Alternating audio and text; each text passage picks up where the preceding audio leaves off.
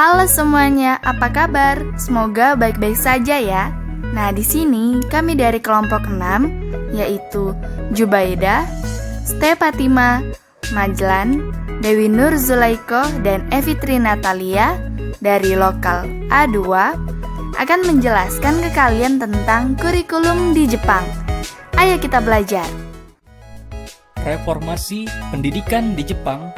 Menurut Hara Kiyohanu, reformasi pendidikan di Jepang telah berlangsung 3 kali, yaitu reformasi pada masa restorasi Meiji, reformasi sesudah Perang Dunia Kedua, dan reformasi menuju abad 21.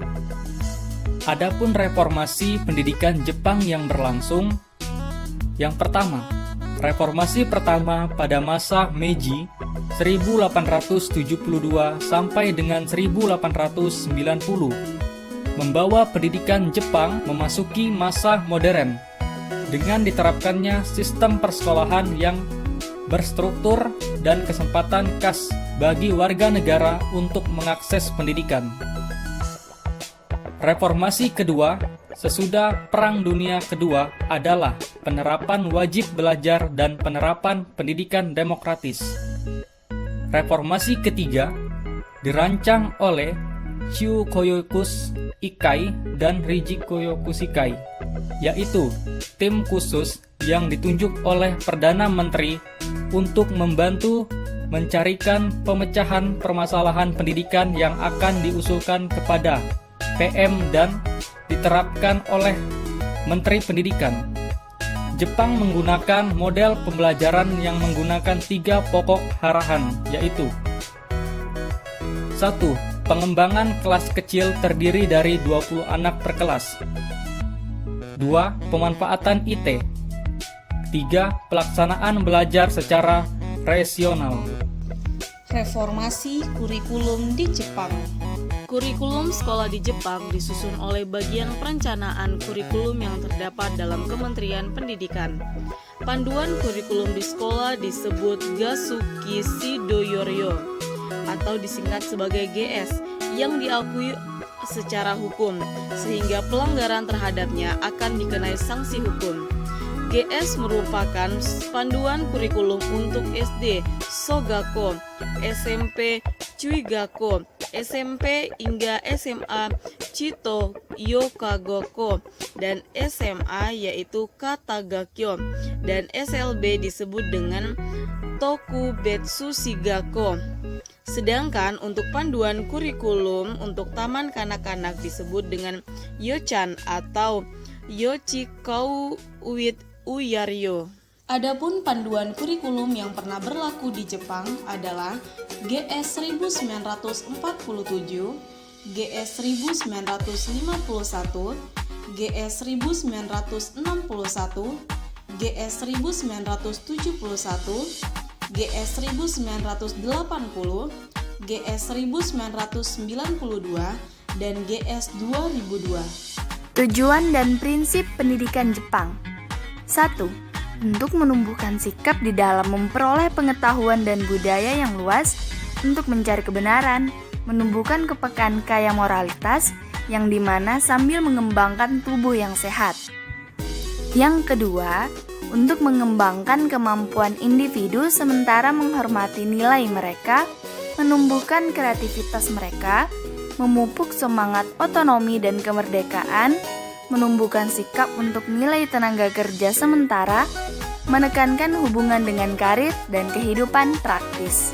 Yang ketiga, untuk menumbuhkan sikap nilai keadilan, tanggung jawab, kesetaraan antara pria dan wanita, saling menghormati dan kerjasama secara aktif memberikan kontribusi dalam semangat publik dengan pembangunan dan perkembangan masyarakat. Yang keempat, untuk menumbuhkan sikap dalam menghargai kehidupan, perawatan untuk alam, dan memberikan kontribusi pada perlindungan lingkungan.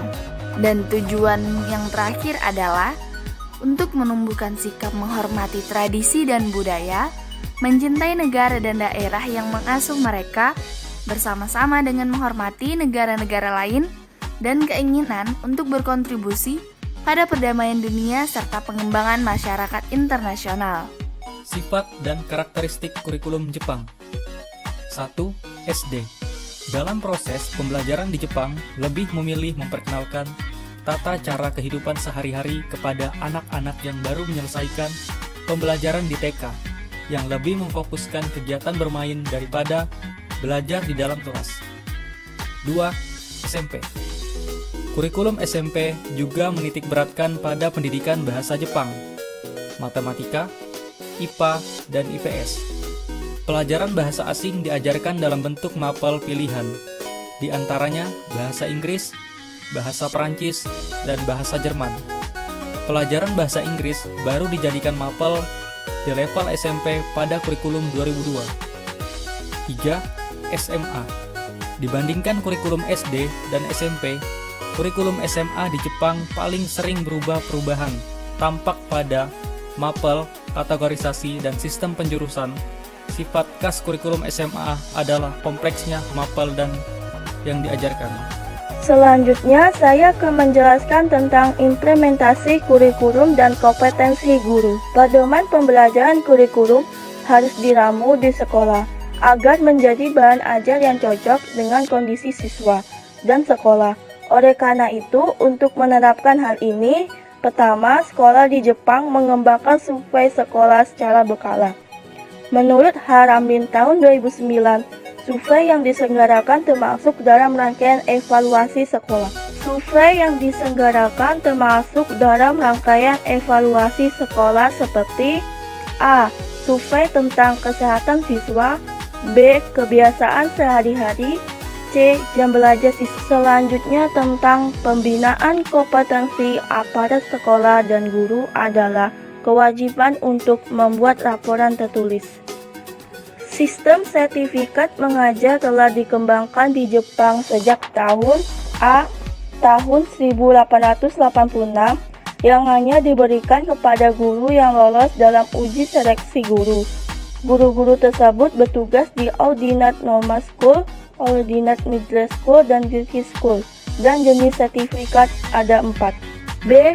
Tahun 1894, lahir peraturan sertifikasi baru yang tidak mengkelas-kelaskan jenis sertifikasi, tetapi memberikan lisensi mengajar kepada semua lulusan universitas umum dan universitas khusus wanita atau yang berkepicu di bidang pendidikan keguruan.